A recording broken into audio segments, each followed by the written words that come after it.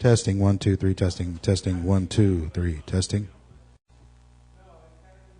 February 10th, we have first item on our agenda is approval of the minutes of January 13th.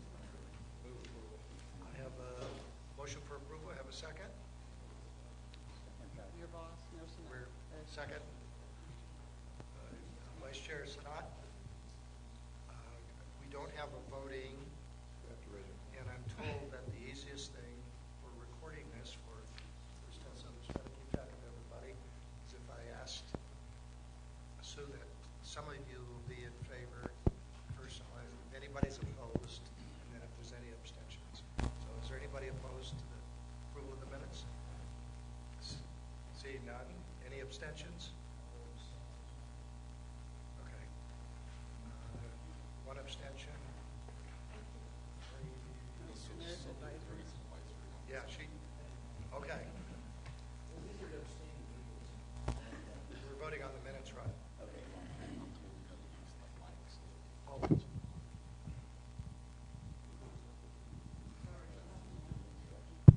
It's on. This one.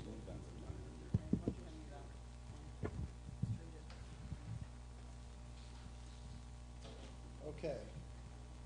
Councilmember Jones is abstaining, and otherwise we got a unanimous vote. Let the record show that there's no negatives.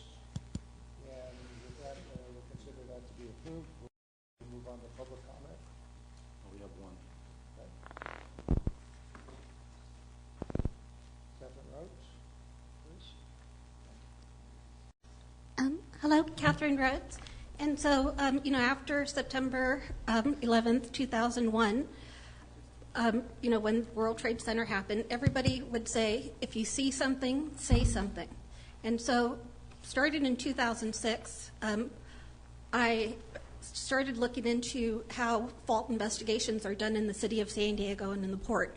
And the port would say that they're not subject to the seismic safety study, and they're not in the downtown special study zone, which was false. I made them change their ways, or it was already in their seismic safety element, so they just acknowledge that, yes, they have to do fault investigations. But still now going on 11 years, nobody has yet to confirm or deny active faulting under the proposed $1 billion Navy Broadway complex done by Manchester in 11 years. They just refuse.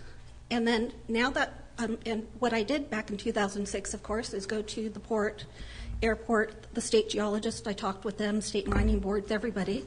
And they kind of said, Sandag's in charge of making sure you guys do that. So I had a meeting with you guys back in 2006 and said, when I looked at the laws, NEPA and SEPA, it looks like you guys are in charge of making sure that seismic hazards are identified and within projects, and you do have overview of the Navy Broadway complex. And then later on, when the agreement between the Department of Defense and Sandag came about again last year, and when you look at it, it actually says that Sandag is responsible for these engineering projects on oversight and approval of them. But again, I went to Sandag staff, and nobody's doing anything whatsoever about it. So I'm here still after 11 years, and I'm making a recommitment to come back again until somebody actually takes care of my issue. And so I would like you to have my issue be directed back to staff again, specifically for the Navy Broadway complex, and then also specifically for the Mid-Coast Corridor. Because, you're buying that new property over off Claremont, but I'm not sure if you guys ever actually did a fault investigation with that. Your new headquarters you're building on, presumed active faulting. I don't know what the analysis is for that. So if you see something, say something. I've been saying something for 11 years, and I would appreciate it if my issue actually got taken care of. And so what I would be looking for is an actual fault investigation report like you did with the Mid-Coast Corridor, with third-party review, just like you did with the Mid-Coast Corridor. That's all I'm asking for. And so please direct my 11-year concerns to staff to actually work with me so that we could take care of this issue and I don't have to come back every year. Thank you. Thank you. And that completes the public testimony? Okay, we'll go on then to item number 3. Pardon? Members' comments. Go ahead. Members' comments. Chair Roberts, regarding the Proposition A and the general public, I think you have made very honest statements, and I've talked to Gary, and personally, I really believe that there was no bad intent. But I believe it would be good for the SANDAG board and organizations to make a statement, and I have a suggestion for that statement for 2 reasons: to clear up the concerns on the board level, and also for the general public to understand that, you know, we have taken an action. And the statement that I would suggest is, the Board of Directors recognizes that SANDAG staff did not provide all the tax projection scenarios on Prop A to the board before the election. While we believe that the intent was not to mislead anyone, the board has now directed our executive director to provide complete reports to the board on any policy matters for the board to make the best decision and to be fully transparent with the general public that we serve. I believe it will be good for the board to make that statement. Okay. Why don't you forward that on to us? Okay. As you know, we can't act on that right now. Absolutely, I will. Okay. Thank you. Okay. Any other comments? And Council President Cole is here. A little tardy. Okay. I saw you at the slot machines. I saw it. Okay. We are all late. We're going to go on to item 3, the review of the draft board agendas. Kim? So item 3A is your February 24th, 2017 draft board business agenda. Items 1, 2, and 3 are your standard: approval of the meeting minutes, public comments, communications, member comments, and actions by your policy advisory committees. On consent, approval of proposed solicitations and contract awards.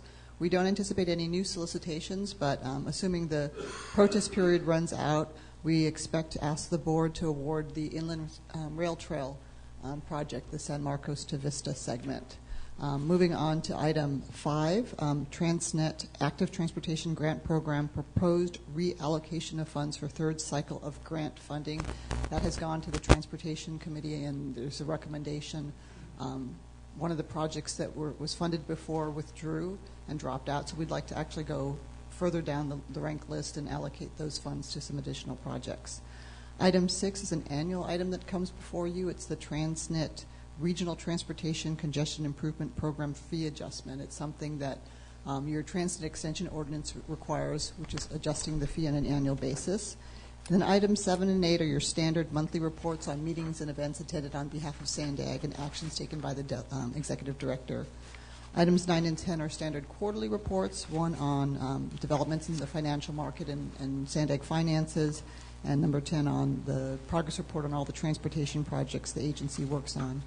And then finally 11, an annual information report where we identify who's been appointed by the subregions to the various policy advisory committees, and then this will include the listing of the chairs and vice chairs, as Chair Roberts mentioned yesterday.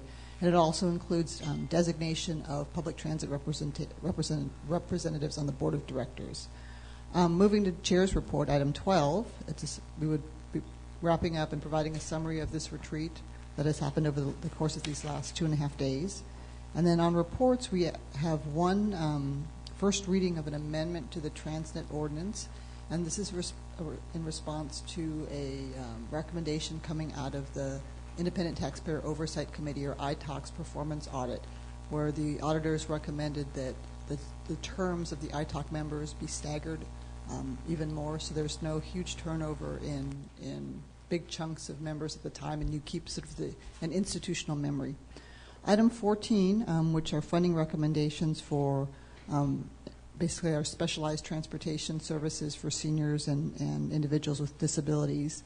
We're actually proposing to move that from the February meeting to the March meeting. Staff is still working on some of the comments received, public comments received regarding those items, and are bringing it to the Transportation Committee in March, so we'd like to move this off the board agenda until March.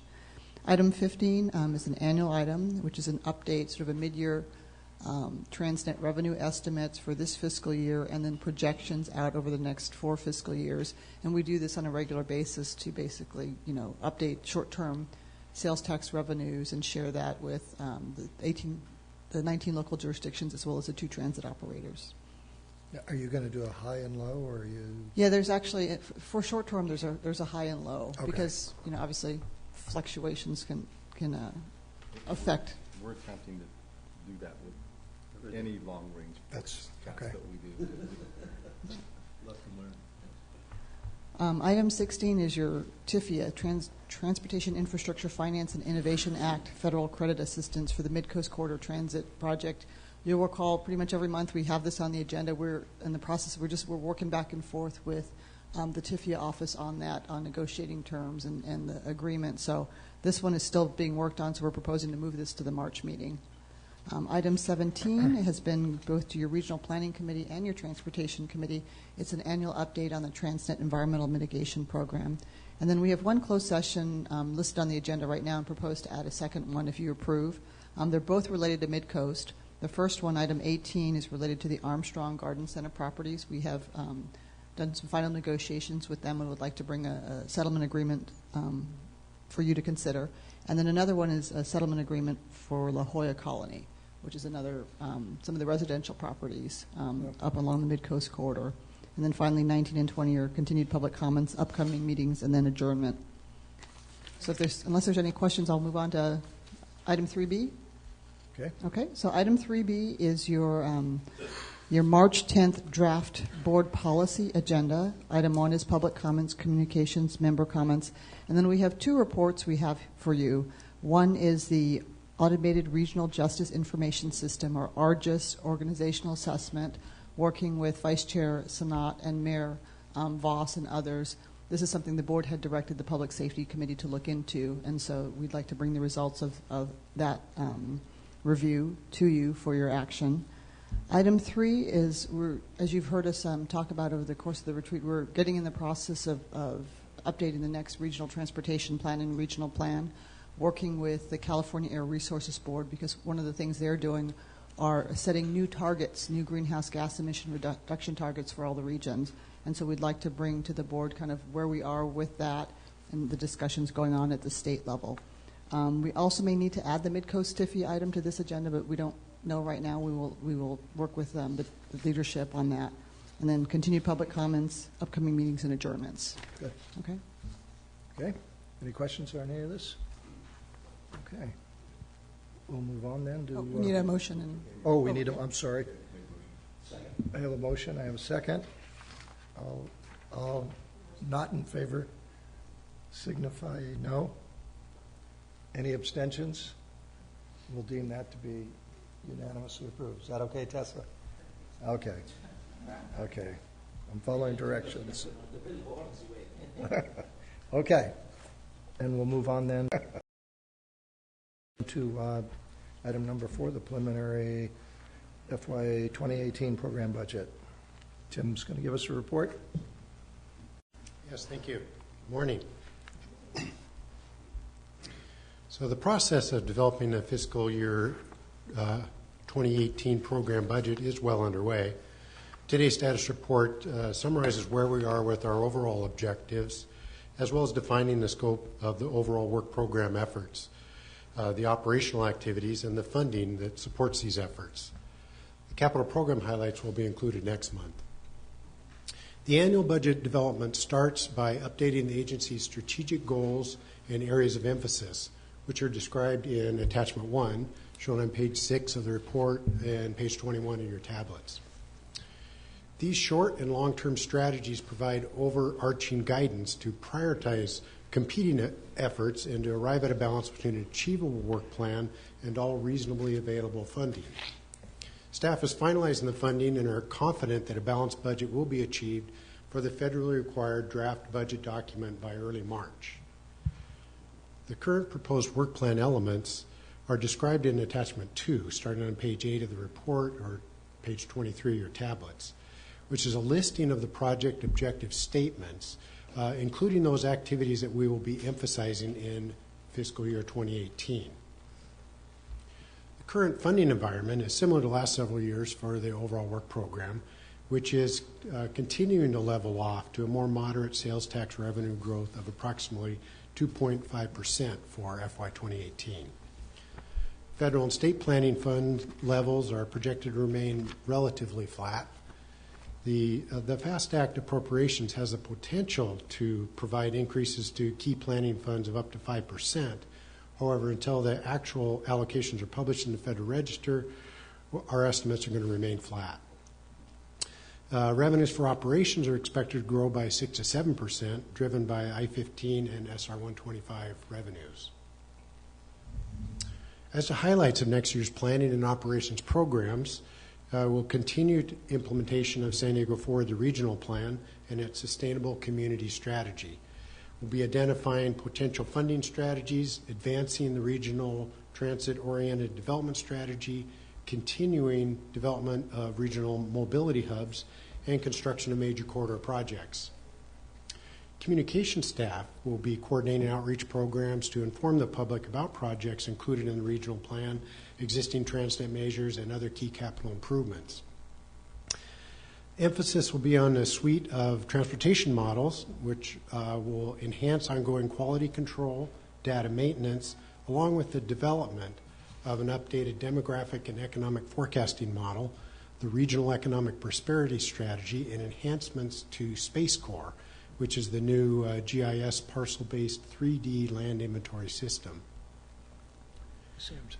Planning staff will complete the comprehensive update analysis of the impacts of border delays, including economic and climate change impacts, and continuing efforts on habitat conservation, energy and climate planning, as well as collaborative efforts with member agencies to produce energy efficiency upgrades.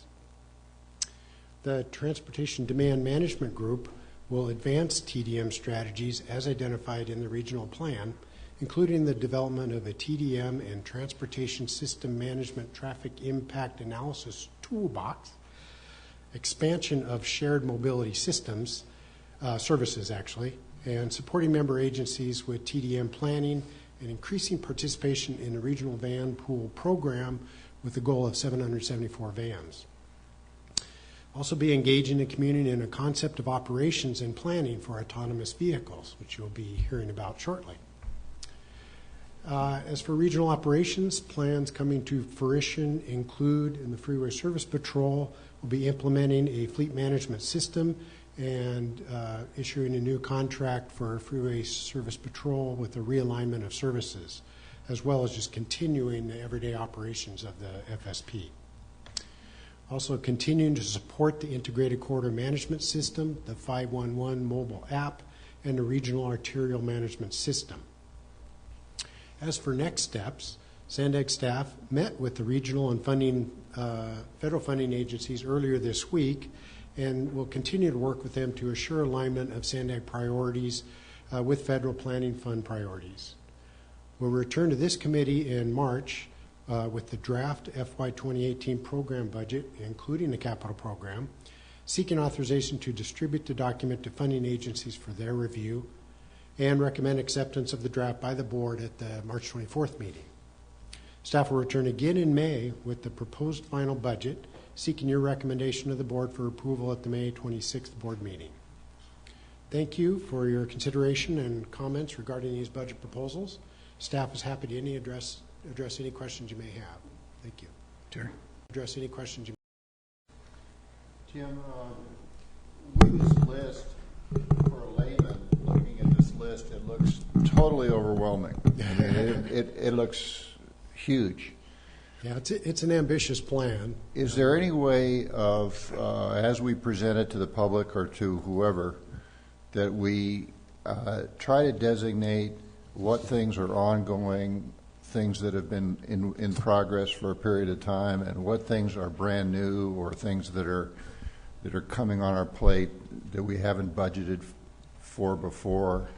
I'm just worried that this may send the message that we're doing everything a little bit, and we're not mastering the work plan. So I would just a thought that I know it's complete and detailed, but I'm worried about how it matches up with our capability to get it done. And so and expectations. So I just offer that as some feedback for the board and for the public in general is what are we currently doing already, and what things are we maybe adding to the list or whatever. So they're just a thought. Yeah, I think it's totally doable. We kind of break it up between ongoing activities, highlights, and anything new initiatives that we're taking on. Thank you. Okay. Me being here, and it may not even apply to this, but the question I have is, okay, we adopted an RTP, and it included in it the funding with Prop A. And for some of those, are we looking to do a do a reassessment on that RTP, or are we just going to wait until for a new RTP? But the question is, as far as for funding and for projects, we have some, we allocated funds from the Prop A. It's no longer there. So does that need to be reevaluated at this point? Is that part of a work product, or do we wait to the new RTP? So typically, you would wait till the new RTP, because the new RTP is a long-range plan Right. that you're looking at how you're going to, what projects you're going to do, and you got a revenue forecast that the feds look at that's supposed to be reasonable. Right. So, right in your current RTP, you had a local source of funding. We didn't necessarily say that it had to be sales tax because you guys hadn't decided that yet. And so in the short term, Mayor Morrison, that also is complemented by the RTIP. And that's like the 5 years worth of projects that you're working on right now. And so if there's, to the extent the projects we're working in, I think we've highlighted those through the retreat, sort of the 5 big projects, plus several other projects. And so those would be the ones that, we would adjust, but none of those are impacted by the failure of Measure A. Okay. So it's in this next RTP where the board would then be able to deliberate about, different options in terms of, constrained RTP. Do we want to assume that there's going to be something that happens locally in the future? And it be through that process that then you would look at the revenue options that we bring to you. And then we got to build a plan that's constrained within the revenues that have reasonably been adopted. Okay, and I, certainly understand that. My only concern is much like what you were saying, was the expectations, because they look at this now and they say these are the expectations, and that is not a reason. There is not a reasonable funding source for that now, and I think that is a concern. But if we can hold off so it doesn't do extra work, but I think at the same time need to realize those projects that we have in there's a lot of those projects we do not have a reasonable funding source to be able to do those. Well, but there are quite a few projects proposed in Measure A. Some of them do have some funds. Right. So 78, for example, Some of those were part of the measure we're working on right now. The concept that you guys adopted and that we brought to you in terms of Measure A is we had accelerated those. So that's what the measure was going to help do. So some of those projects still get done, but they're going to get done later. But there are some projects, to highlight probably a major project is the Purple Line. Absolutely. That was a brand new project, right? It wasn't in the last measure. And so now when we come back to you with the RTP in terms of the revenues you have, those are the deliberations you'll have to make in terms of if you choose to constrain the revenue to what we got, well then, you can't probably afford a Purple Line. But if you make an assumption, just like we did last time, that there will be another revenue source, maybe not as soon as we had hoped in Measure A, but down the road, then projects like that may still be able to get into the plan, but they may be, again, planned for later, right? And so it's in that long-range plan where you would do that. And I think the projects that are probably at most risk are the ones that were brand new in the last RTP. I think we just have to be careful in how we articulate it, because other people are going to look and say, well, you got in your RTP, you've got these projects, when are they going to happen? What's your plan? And right now, with what revenue sources we have have that plan for some of those. Correct. Okay. Okay. Any other further questions or comments? Mayor Bed? You, Chairman Roberts, Yeah, whatever we do, I do agree the expectation is a good thing to do, but whatever we do, this is a very fluid process. Talk to Gary probably for hours about the 15 and the 78 and the 5 lawsuits, environmental things. It takes 10 years to do the environmental report for the 78. I thought it will take about 10 days, but you know. But anyway, I think we need to be as accurate as possible for the public expectations. The second thing, Chairman Roberts, quickly, I'm happy with the pension policy that we have taken. I've asked our staff to provide an update from CalPERS when they reduced their return on investment from 7.5% to 7%. I was shocked to see that our pension in the next 5 years to 2022 will increase from $30 million to $40 million just by reducing the return on investment by half a point. Economists and experts on pensions say it should be about 5%. You know, if we do a realistic expectation from the pension, it's going to take 50% of local government just to pay the pension. That means any government can barely afford police and fire. I just wanted to make sure that the new update from CalPERS is very alarming, and local government is going to have less cash available for any related SANDAG project. I just wanted to be a part of the record. Okay. Councilmember Razat? Thanks. Just a quick comment. I concur with the remarks. These are, great objectives, but like you said, overwhelming. And then, just for example, do you have measurements or metrics of success? For example, on the I just picked one out, the interregional planning by national planning coordination. I mean, this is what we need to do, but what does the outcome look like? Is it we had some meetings? Is there any tangible thing that we're looking for that's a success measurement to come out of that? Just, I think it kind of goes in when we talked about the timeline of projects when we talked about the bonus and, where are we at, what's new, what's in the pipeline, what are we taking on? And I don't know if you've already fleshed this out or these are just, this is it, the objectives. And so I think to make it less overwhelming, if you had some tangible examples at some point of, the success that you've had in certain areas might be helpful. Thanks. I see. Yeah, just briefly, what we do as part of the budget process on top of the objectives and the emphasis statements. So, for example, in your interregional planning, they have a list of project tasks that they plan to accomplish over the course of the year, and each of those tasks has a product or deliverable. Now, when it's a kind of a planning effort, it's not as tangible as maybe we'd like to see, but we do the best we can to say, here's our scope of work, here's what we're going to deliver, and then each quarter we look at those and we say, because each one has a finish date on it as well, and then we look at those and we kind of monitor our own performance that way. So do you have, like from last year you had this, then do you do a year-end, these were our objectives, and then, here's where we were at the end of the year with, either, some of them will never be complete. That's where I'm going with that. Some of them will never be complete, but, you made some steps and strides in getting there. So. Yeah, in the planning area, a lot of it is ongoing, but we look at that.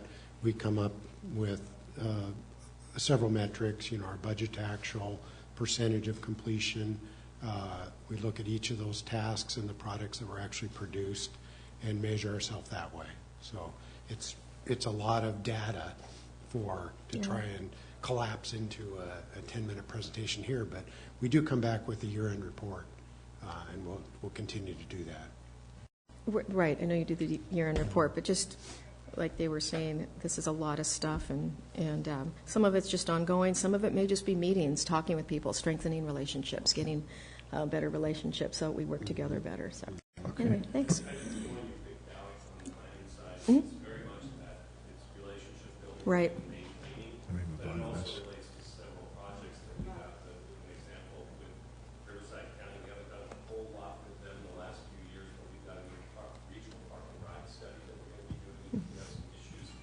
Okay. Transit right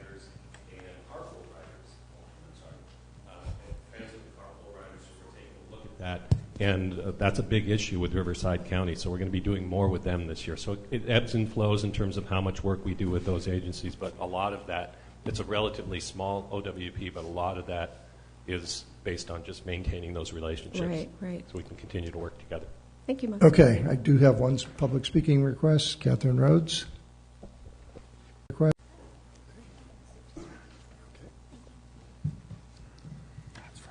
Hi, Catherine Rhodes, and you know, when I see here, one thing I like is the Intermodal Transportation Center that we were promised was going to be ready, I believe, in 2012.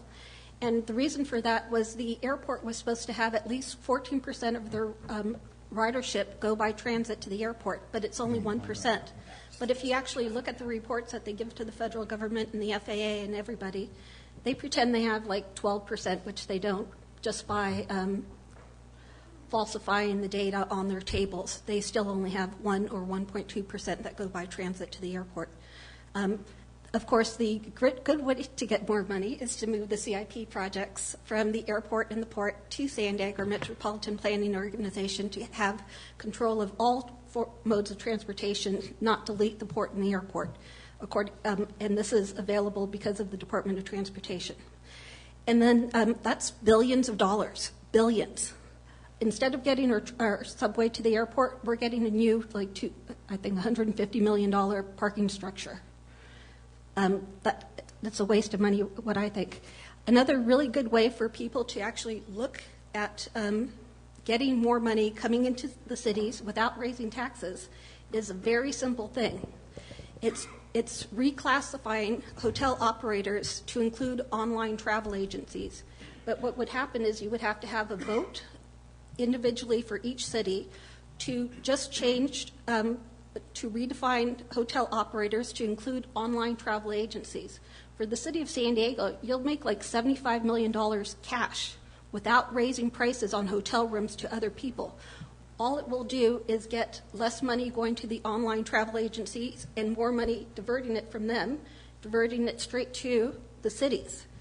But nobody has looked at that except, of course, the city of Santee did. They did a big change from them, and they more than quadrupled their TOT. Quadrupled their TOT. They did increase it by 67%, but the other percentage is because everybody, when they go through online travel agencies, you're losing 20% of your TOT. It's free money you're letting slip through your fingers because of the lack of analysis. And so I would actually ask Sandag staff to actually talk to the people at the city of Santee and see this. And what it is also, it was this 20-year lawsuit from, I believe, maybe 15-year lawsuit from Michael Catalano or something like that. He's a person that gives a lot of people information on TOT. He just lost his last lawsuit last year, finally. And this is, nobody in San Diego has yet to redefine their things so they could keep more money within the cities. And that could help so much for the general funds of everybody. And so I would like you to actually look at that. Okay, thank you, Catherine. Thanks. Okay, this is a discussion item. There's no action that's needed. I don't know if there are any other questions. If not, I'd like to be able to get our next report in before we have to head over to the autonomous meeting.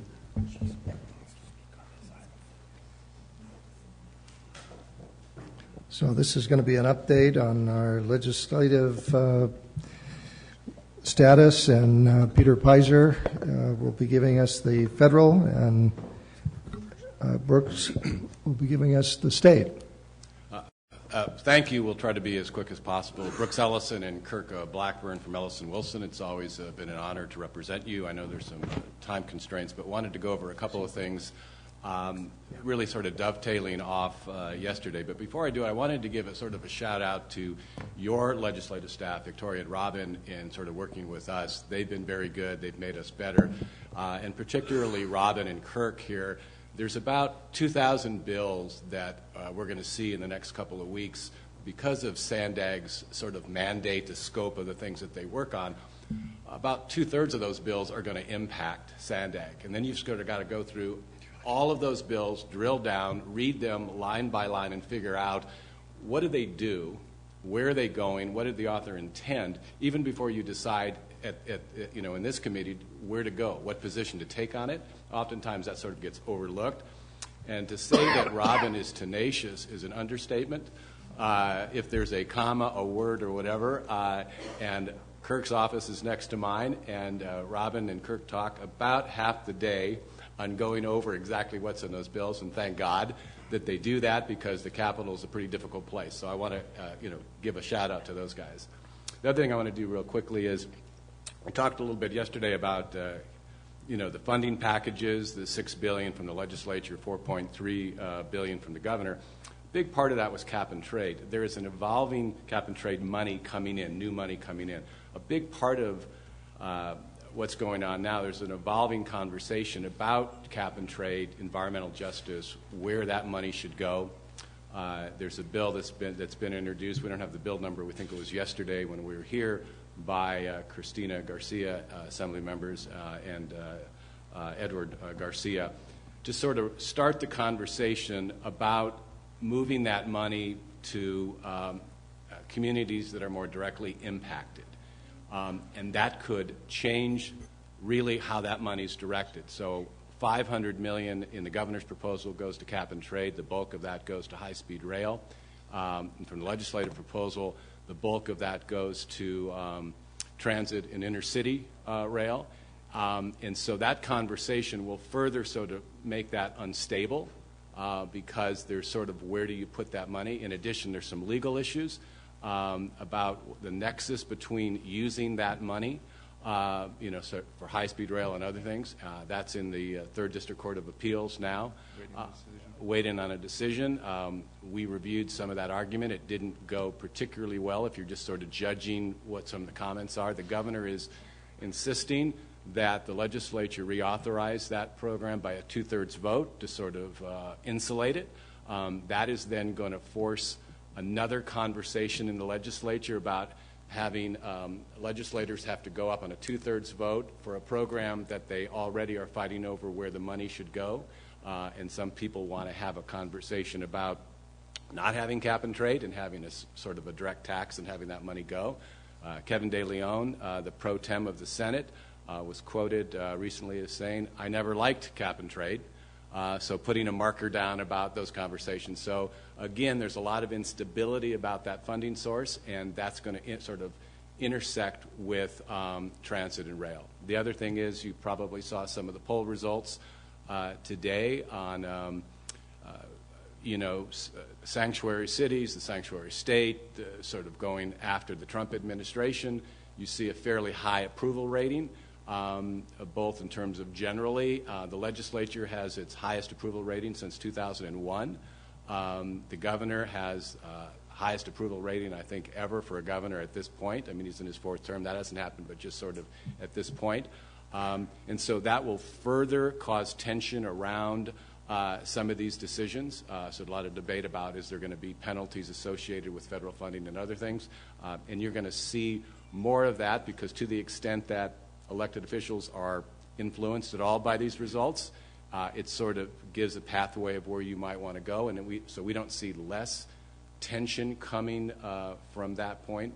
We if anything, we see more. And in fact, before I turn it over to Kirk to go over some more of the details, time permitting, you even have now BART, Bay Area Rapid Transit System, having a discussion about being a sanctuary transit district, which is getting a lot of play. And again, it sort of adds to the conversation about where California is positioning itself. So I'd like to turn it over to Kirk now. I'll be brief. As Brooks alluded to, next week, the 17th, is going to be the deadline for all bills to be introduced. So during that time, we expect to see several thousand bills coming in. So far, we've already seen 700 bills. Obviously, the focus so far has been SB1 and AB1. Looking at those bills, as far as SB1 and AB1 would generate $6 billion for transportation projects, $4.3 billion for the governors. Of particular interest in those bills to SANDAG is in SB1 there is $150 million of federal funds that would be directed to a border project. SANDAG is directed under the legislation to be consulted with, as well as Imperial County Transportation Commission. So $150 would be taken right off the top of federal funds would go through the TCIF program and would go to SANDAG for that. So very important. That's also that same language is included in SB4, which is another bill in play right now, as well as the governor has already would like to see that project go forward. So there's some discussion in his budget proposal as well for that. With that said, I think I'll, unless anyone has any questions, pass it over to Peter. Just before you start, Peter, just one clarification. Brooks, you mentioned that there was some legislators that have mentioned they were against cap and trade. What that means, though, they were against cap and trade because they wanted a carbon tax instead, not that they didn't want something. So, and that's kind of where the debate is now, isn't it? That's correct. In fact, there's also a couple of Assembly members, Cooper and Burke, who have a bill to extend it, and they're considered business-friendly or moderate Democrats who like the program and are sort of working with the business interests because they like it. So it's very interesting at the Capitol where you have some business interests saying, hey, we like it, others saying we don't, and now sort of environmental justice movement saying we want to move it sort of completely different focus. At the same time, you have light rail funding, and high-speed rail, et cetera. So okay, thank you. Mr. Pizer. Thank you, Mr. Chairman. Good morning, everybody. It's good to be in San Diego, always. Particularly good not to be in Washington right now. We're working on a lot of things, and I'll quickly go through them.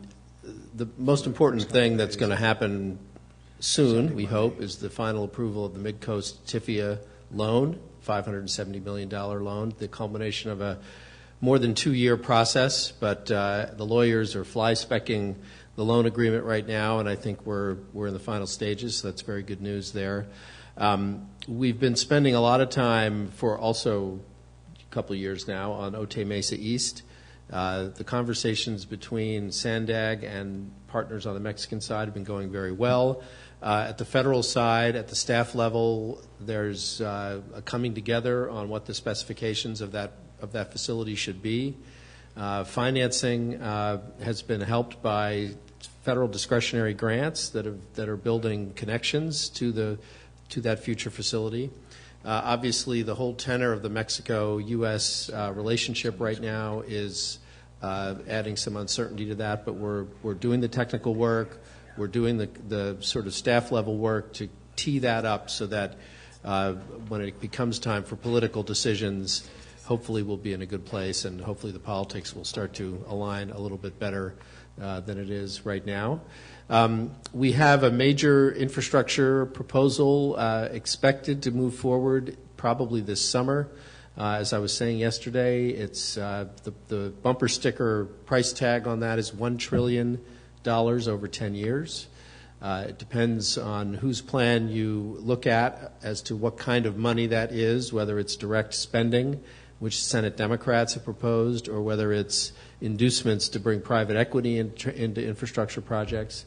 My guess is it'll come down somewhere in the middle, and that there will be some significant spending opportunities in the realm of surface transportation that could end up increasing annual spending from the federal government for that by something like a third.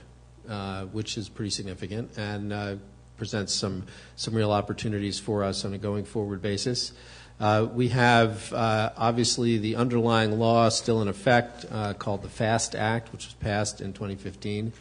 There are a number of grant opportunities in there for freight and for other transportation. One thing I should say about the whole sanctuary city, sanctuary state conversation that's going on here in California, I think the primary area of concern I have with the potential impact of that is that the Department of Transportation has a number of discretionary grants where the Secretary has discretion to award grants, and she will have in front of her a number of approvable grants that usually when the staff gives it to her, they are substantially in excess of the available money, and then she gets to pick. And even without changes in law that would prevent money from going to California. The potential that, as a cabinet member working for the president, she would just not give money to California in the full exercise of her discretion is certainly there. And even though San Diego County is not a sanctuary county and doesn't contain, as far as I know, any jurisdictions that are, still that, if it's painted with a broad brush because of actions in Sacramento, it could certainly have an impact on our access to discretionary funding. So that's a concern. Are you suggesting we secede from the state? I would never suggest anything like that, Okay. Mr. Chairman. What is it? They had the county of, they did that in Northern California, didn't they? Weren't they trying to, Jefferson? Yeah. Okay. Yeah. So I think I'll leave it there. I know we're very short on time, so. Well, no, thank you. It's an active year coming up, and with lots of opportunity, but some risk as well. When we were talking earlier about our regional transportation plan and what should be in it, what shouldn't, and here's this, in one case, something that's looming out there that could be of help at the federal level, another thing possibly at the state level. Although when they talk about cap and trade, they always come up with formulas that we get far less than we should as a region, and gets me nervous. And that just one follow-up is the auctions have been pretty poor. In fact, the first two, I think, were 8 million, and then 364. So they've been pretty low. Yeah. Okay. Any questions? We do have a public speaker, but wait a minute, Catherine. We got a question here. Give her a microphone. Speaking of state, there's funding. Is it on? Can you hear me? Okay. There's funding set aside for supportive housing and permanent housing. Is that correct? Because I'm coming up and asking for some funds on the 28th of this month, just to be aware, because we need to start addressing permanent housing and affordable housing for our homeless constituents. And so just want you to know that that's going to be a huge issue for us, for the city of San Diego. Great. Yeah, the No Place Like Home was a program that was passed last year for homeless programs. I think the grants come out in 2018, so they're still working on some of that. And the governor in his budget proposal did allocate a significant amount that would go through that grant program. And then there's a couple affordable housing bills that are key. Tony Atkins has a bill, AB2, that would essentially apply a $75 fee on all real estate documents that are recorded. So don't be surprised if I come up and ask for $100 million for our homeless. We'll be more surprised if you get it. Okay. I can only ask. And they don't mind your asking. Okay. Thank you. And we do have a grant going in for that, I can tell you. No Place Like Home. I'm working through the regional task force with the city and the county on that. Okay. And no more questions. Catherine Rhodes, public speaker. Hello, Catherine Rhodes. And what I wanted to talk about is grandfathered airport status and local control of airports. As you know, a lot of people in San Diego think that you cannot use airport revenue outside of the airport, but what I've been saying is that San Diego is a grandfathered airport, one of 12. Back in 2016, the Office of Inspector General for the Department of Transportation is doing an audit of grandfathered airport revenues for all the 12 airport revenues, so hopefully a report will come out at that time. And next month, your staff is coming back with my questions. And so what I heard from everybody is that what the federal government and state government want is you at the local level to make your decisions. This is a political issue that the politicians have to decide on. And so whatever you want to do, you can. But you guys have to make the decision, and right now your decision is to pretend that the money can only be used on airport property, and it's not a grandfathered airport. The other thing I want to ask the lobbyist about is the border and the border wall. You know, we have a Roosevelt, I believe, at the beginning of the century, created the 60-foot border fence right away, or a protection right there. It is only 60 feet. Then I believe in the 2001 or so, it changed into a utility corridor. So what I would say to you guys, instead of only having a border fence, maybe not have a border fence. What I always thought you should do is have an elevated, let's say, high-speed rail going straight along the border, and also be able to have maybe like a platform on top so people could, just let's say, have a marathon run or whatever they want to. There's so much space that you could do for everything. And also that I know that President Trump wants to extend it to 150 feet instead of 60 feet. So that would affect a few different people. So I don't know what you're going for in terms of money coming to San Diego for the border fence. And I would also, instead of saying a border fence, I would say a border bridge. That way people might actually like it, and we don't really need a fence in some places. But a bridge would be so great for so many different people. Thank you. Okay. Thank you. That completes everything that's before us. We can let the record show that Mayor Desmond's arrived with 2 minutes left in the meeting. Yeah. We will... Better late than never. We will now adjourn the meeting, and I'd call your attention. The next meeting will be on Friday, March the 10th. Thank you.